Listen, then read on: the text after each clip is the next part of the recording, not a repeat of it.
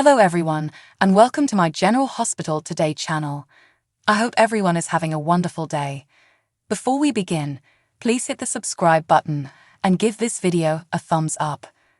Today on General Hospital, Leo gives Eddie a hard time, Tracy still wants Brooke Lynn to locate her information on the Deceptor, and Sam has bad news for Carly about Drew. Laura speaks with Jordan on the phone in a hotel room in Chechnya, and is kept up to speed on Curtis' condition. She regrets leaving her with all of this to deal with, but she believes she is capable of handling it. Valentin enters and inquires as to when they will go for the airport. She says that she and Kevin are going in an hour, but he will not accompany them. Laura informs Valentin that she and Kevin have decided to continue as a couple. Laura tells her husband that she was just telling Valentin the news when Kevin walks in. Kevin informs Valentin that they don't need him because Nicholas isn't here, and Valentin is merely here to help them with the language barrier. Valentin considers Laura's safety to be more vital than Kevin's dislike for him. Kevin would never jeopardize Laura's life for a minor squabble. Valentin would not describe shooting him as a grievance. Kevin has moved on, and while he may not like him, he appreciates his assistance. Kevin leaves them to discuss, and Valentin continues to believe Kevin despises him. Laura is skeptical because Kevin is aware that she has come to care for him. He cares about Laura as well, and while Kevin is a nice man, he believes he can better protect her. She claims Charlotte requires him and requests that he check on Spencer. Spencer is unlikely to approve. She also understands Anna's need for him, and he is already aware of the shooting at the pool and that Curtis was most likely not the intended target. Tracy inquires of Olivia in the Quartermain kitchen when Eddie arrived. Olivia reveals that Dante spotted him last night while bar hopping and brought him here. Tracy says she needs to deal with reality today, so she'll leave Olivia to cope with the fantasy. Following Tracy's departure, Leo enters and informs his mother that he observed Eddie sleeping and that he snores. He inquires as to when his father will return. Olivia expresses her want to know. Eddie enters, exclaiming, "Oh, that's where I am." Eddie inquires as to how he arrived, and Olivia explains that Dante picked him up at a pub inebriated and drove him here. She claims she informed Sonny, and he is sending his belongings over.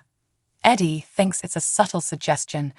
Olivia offers to prepare him some eggs, but the very notion of eating causes him to vomit. Olivia dispatches Leo to get him an ice pack. Olivia intends to find Eddie's while she is alone. This morning, he looked in the mirror and realized he's far too old for this. She cautions him that if he keeps doing this, he will have a stroke. Eddie claims that the only thing that will cause him a stroke is her nagging, and he can't believe he married such an uptight shrew. He storms out the door. Leo returns with the ice pack and inquires as to where Eddie is. Olivia hopes he sleeps his headache away. He can see she's depressed. She misses his father and wonders what he thinks of Eddie. Eddie thinks he's brilliant, while Leo thinks he's funny. Later, Eddie discovers Leo reading alone and inquires as to where his mother is. Leo says she's putting the ice pack away and wonders why he had to make his mother sad. When Olivia returns, Eddie starts drinking water. Eddie replies he'd appreciate some breakfast if her offer remains. Leo claims that his mother prepares the best frittatas. Olivia beams.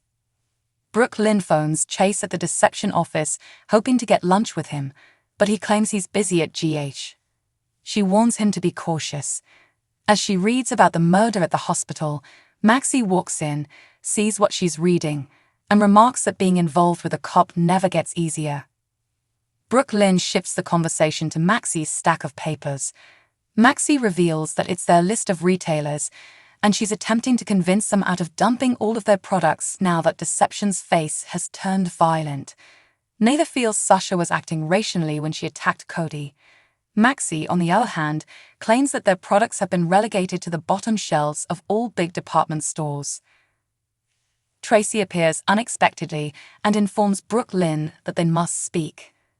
Brooke Lynn claims to be preoccupied, but Tracy needs to speak with her somewhere they won't be interrupted by her father.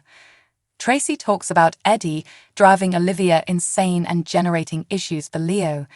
Tracy asks Maxie what she thinks of everything, and Maxie suggests she leave them and go get some coffee. Tracy expresses her belief that Maxie would never leave and asks Brooke Lynn what she has in store for her on the Deceptor. Brooke Lynn claims she has already revealed everything she knows, that the corporation is in financial trouble as a result of Sasha's breakdown, and that the only thing producing money is the Deceptor. She's not going to put their only winning product at risk to aid her. She wouldn't do that to her friends. Tracy declares that there are no friends in business and orders her to obtain her whatever she can on the Deceptor. Austin seems conflicted as he picks up Cyrus' file from the nurse's station at the hospital. Chase appears and needs to speak with him. He shows Austin a snapshot of Gordon's body behind the dumpster and asks whether he knows who he is. Austin admits that he treated Gordon in the emergency room, and Gordon afterwards found him at the Port Charles Grill, where he was upset about his cost. He tells him that Sonny, Ava, and Nina were witnesses. Chase displays a photo of Dex to Austin and asks if he remembers him. Austin does not and is paged regarding a patient. Chase notices Austin clutching Cyrus' packet and warns him to keep an eye on him. Martin pays a visit to Cyrus, who inquires about the whereabouts of their sister. Martin explains that she is currently in Europe. Cyrus wishes her a pleasant journey. He discloses that he has been granted a second opportunity and a message, and he orders his brother to give away all of his money. Cyrus describes his journey to the light and how the love of their sister and their entire family, together with Drew Kane's assistance, brought him back. He now understands what he must do to serve the Lord. He delegates control of his whole trust to Martin, and he instructs him to utilize the funds to establish a rehabilitation program in Pentonville, which currently lacks one. He believes it will assist inmates gain skills they will need when they are released. Martin wonders if he had a heart attack and banged his head. Cyrus believes that this is his life's work. After Martin has departed, Austin returns to check on Cyrus. Cyrus clutches Austin's wrist and rattles on about how he's been granted a second opportunity. He tells Austin that he is staring at a man who has broken every rule, but now serves a purpose. Austin is hoping he takes advantage of his second chance and pulls away. "May the Lord protect and bless you, and your family," Cyrus says as Austin walks away. Austin appears distressed. Martin calls Laura in the hall to tell her about Cyrus, who wants him to give away all of his money. She regrets leaving him to deal with this on his own. Valentin has returned to Chechnya, and Kevin has returned to his hotel room. When he discovers Valentin is on his way back to Port Charles, he says he is relieved. Valentin, he knows, is better qualified to protect her in certain situations. She claims she will not require protection where they are going. Kevin is concerned since Cassadine Island contains many memories for her. She claims Helena and the others are dead, and if Nicholas is hiding elsewhere, it could be there. Sonny is on the phone with someone in his office. He claims this guy took 2 rounds in his zone, definitely to give him a message, so he's sending them one in return. One of his men enters and confirms that the work has been completed and that it is in the trunk. Sonny decides it's time to make a delivery. Sam asks Carly if she knows how Drew is doing at Kelly's. She explains that she attempted to take Scout to visit him, but that there was an incident. Carly affirms that he is well and tells Scout not to worry about him. Sam understands how difficult this must be for her, since she had just begun her relationship with Drew before being separated from him. Carly admits that being away from the person you love is difficult, and then she stops mid-sentence. Sonny walks in and they lock gazes.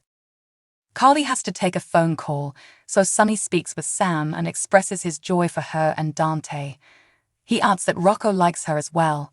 Sam eventually leaves, and Sonny converses with Carly.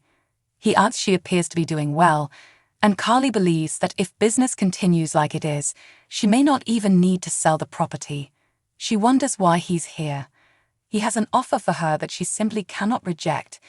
He's bought her a fresh supply of Corinthos coffee, and his helper is carrying a large bag inside the house. Carly shifts the conversation to Ava's visit last night and Avery's spontaneity, and she suspects something is wrong with this new babysitter. Sunny confesses that Betty is an acquired taste, but he's getting used to it. While they are talking about Betty, Chase walks in and says he needs to meet with Sunny. They go outside, and Chase questions him about the incident outside GH. He inquires about Dex, who works for Sunny and discovered the body. Sunny says this is all known facts and asks if Chase has any legitimate questions. Chase is curious as to why Dex was in the hospital. Sunny replies he'll have to check with Dex on it. Chase inquires whether he has any thoughts about the murder victim contacting him and Austin the day before. If Sunny has any further inquiries, he says he'll have to call his lawyer. Maxie comes in to see Carly about placing an order for the deception interns. Carly is aware that she frequently visits the Metro Court for lunch and hopes that this will not present a problem with Nina. Carly now wonders how she knew she was in charge of Kelly's. Maxie says Nina was the one who told her. Carly asks Maxie whether Nina sent her here, and Maxie responds no. She warns Carly not to go insane, but Carly claims she is embracing inner calm and zen and will not be swayed by outsiders. She is determined to show everyone that she does not need anyone's assistance. Maxie believes in her and believes she can improve Kelly's even further. Carly promises she will, but that is only the beginning. Maxie departs and Sunny returns. Sunny asks if she's seen Drew, to which she responds that she has, and that he is okay. Sunny chooses to leave her alone. Carly receives a phone call from Sam after he has left. Sam said she just called the prison and was informed that Drew will not be receiving meals until further notice due to his imprisonment in solitary confinement. On the next episode of General Hospital, Cody discovers something unexpected in the stables. Eddie says to Olivia, "I don't see that changing anytime soon." TJ and Molly take the first step toward having a child. "You killed him, didn't you?" Ava asks Austin. Spencer tells Joss that he feels bad for him. Dex says to Trina, "I think you might be wrong about this one." Curtis tells Stella, "I don't think I can do this, Auntie." Thanks for watching. If you like this video, so please don't forget to subscribe my channel and don't miss any update.